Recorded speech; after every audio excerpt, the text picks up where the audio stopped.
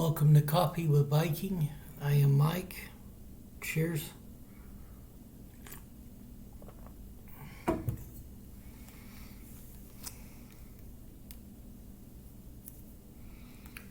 Jacob's surprise wife. Genesis 29:17-18.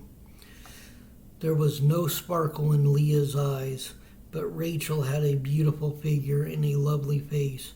Since Jacob was in love with Rachel, he told his father, "I'll work for you for 7 years." Since Jacob was in love with Rachel, he told her father, "I will work for you for 7 years if you'll give me Rachel, your younger daughter, as my wife."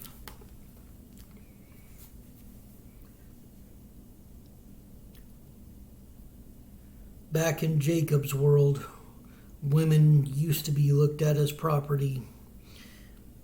They pass from father to husband in a business transaction. The father loses a household worker, so he expects some compensation for his loss. Jacob falls in love with the gorgeous Rachel.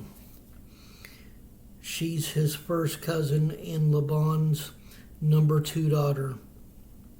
Unfortunately, Jacob had left home in a hurry without any of his father's substantial assets,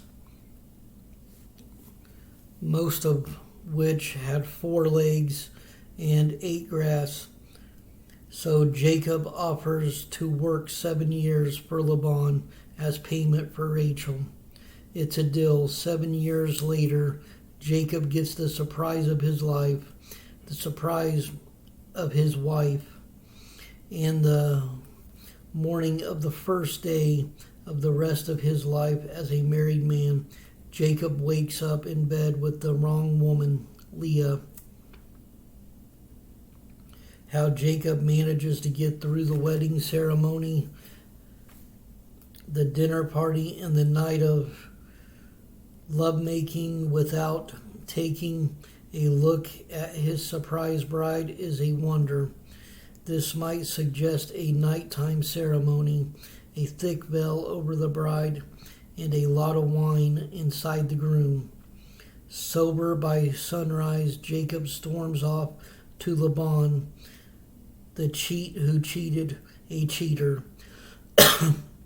And the thing is, Jacob getting screwed over like that, he actually got what he deserved after all he did to his brother Esau. It's one guy in the Bible I really don't feel too sorry for, because he got what he deserved. But he still got the woman he wanted. He still got other wives, and still one of the most well-known names in the Old Testament, especially around Genesis. Laban simply explains it's the custom to marry off the oldest daughter first, but apparently it's not the custom to mention the custom ahead of time. Jacob agrees to finish out the traditional week of wedding celebrations. It's out of respect for Leah, who must have felt horribly used. At week's end, Jacob marries Rachel, but only after committing to another 7 years of labor for Laban. The only winner in this deal. But again, Jacob got everything he deserved. So I don't really feel bad for the guy.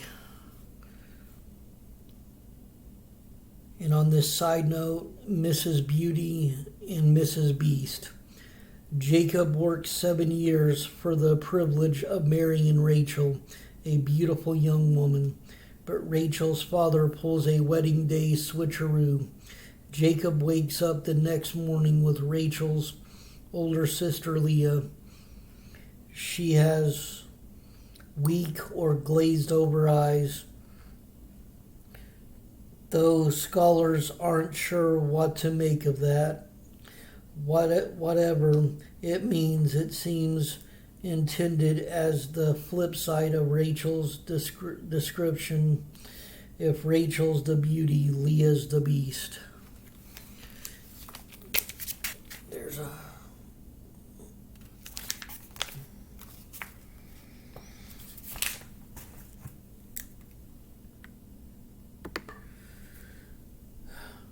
But Jacob actually learns something there, that if you want to trick someone, especially if it's a dying man, to steal from your older brother, then yeah, it's going to come back at you.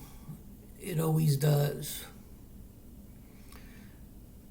But that's one lesson we can learn from this.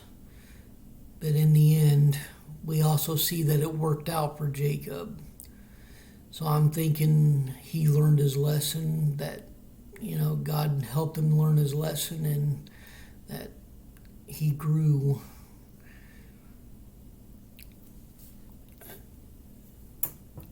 Stay blessed. Stay caffeinated. Much love.